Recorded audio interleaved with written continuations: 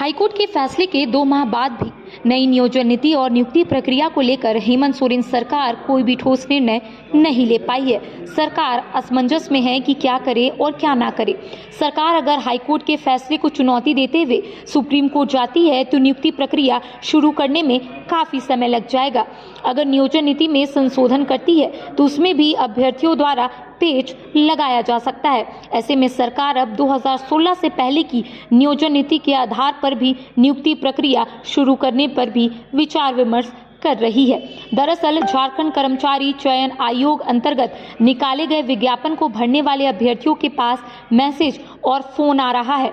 दोनों में नई नियोजन नीति और नियुक्ति प्रक्रिया पर सुझाव मांगा जा रहा है। मैसेज और मुख्यमंत्री हेमंत सोरेन की रिकॉर्ड आवाज में या फोन सूचना एवं जनसंपर्क विभाग की तरफ से अभ्यर्थियों को आ रहा है।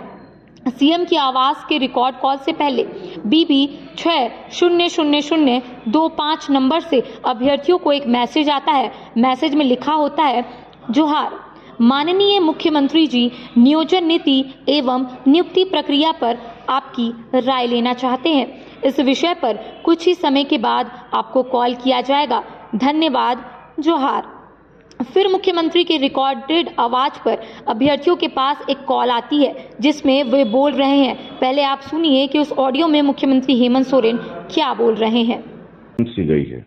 ऐसी स्थिति में या तो हम उच्च न्यायालय के निर्णय को सुप्रीम कोर्ट में चुनौती दें या जब तक 1932 की खतियान आधारित नियोजन नीति एवं पिछड़े वर्गों को 27% के विषय को 9वीं अनुसूची का संरक्षण नहीं मिल जाता तब तक के लिए 2016 से पहले की नियोजन नीति को बहाल करते हुए नियुक्ति प्रक्रिया को आगे बढ़ा सकते हैं।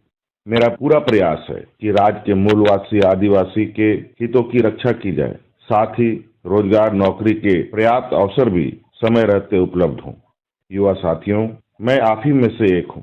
ऐसे परिस्थिति में मैं आपकी राय जानना चाहता हूं कि क्या हमें पूर्व की नियोजन नीति के आधार पर नियुक्ति प्रक्रिया प्रारंभ कर देनी चाहिए? हाँ नहीं में आप अपना उत्तर दें।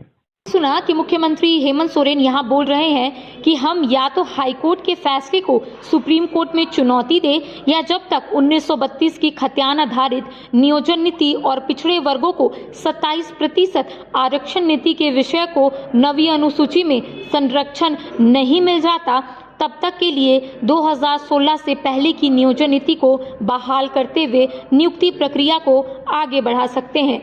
वे युवाओं की राय जानना चाहते हैं कि क्या पूर्व की नियोजन नीति के आधार पर भी नियुक्ति प्रक्रिया शुरू की जाए, हाँ या ना में उत्तर दे। तय है कि अब राज्य सरकार 2016 से पहले की नीति पर भी नियुक्ति प्रक्रिया शुरू करने पर विचार कर रही है। 2016 से पहले की नीति के तहत नियुक्ति के लिए निकाले गए विज्ञापनों में 50% पद आरक्षित होते थे, बाकी 50% झारखंडी और गैर झारखंडी के लिए ओपन था। अभ्यर्थी जब विज्ञापन फॉर्म भरते थे तो उनसे केवल पूछा जाता था कि क्या आप झारखंड राज्य के निवासी हैं, हाँ या ना। अगर हाँ है तो एक कॉलम में आधार कार्ड नंबर भरने को कहा जाता था। 16 दिसंबर 2022 को झारखंड हाईकोर्ट ने हेमंत सरकार की बनाई नियोजन नीति 2021 को रद्द कर दिया था। नई नीति को लेकर बीते 11 जनवरी को मुख्य सचिव सुखदेव सिंह की अध्यक्षता में विभिन्न विभागों के सचिव के साथ एक बैठक हुई थी। बैठक में पूर्व की नीति को 2 प्रस्ताव को हटाने का यहां पर सहमति बनी थी। हालांकि अंतिम निर्णय मुख्यमंत्री पर छोड़ा गया था। पहला, राज्य में अवस्थित मान्यता प्राप्त शैक्षणिक संस्थानों से अभ्यर्थियों का मैट्रिक और इंटरमीडिएट उत्तीर्ण होने की अनिवार्यता हटाई गई।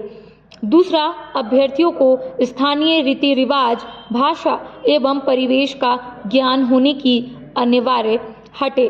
तो लगातार हम आपको वो ऑडियो सुना रहे हैं जिसमें मुख्यमंत्री हेमंत सोरेन तमाम अभ्यर्थियों से सुझाव ले रहे हैं। आपको अगर वीडियो अच्छा लगा हो तो ज़रूर सब्सक्राइब करें।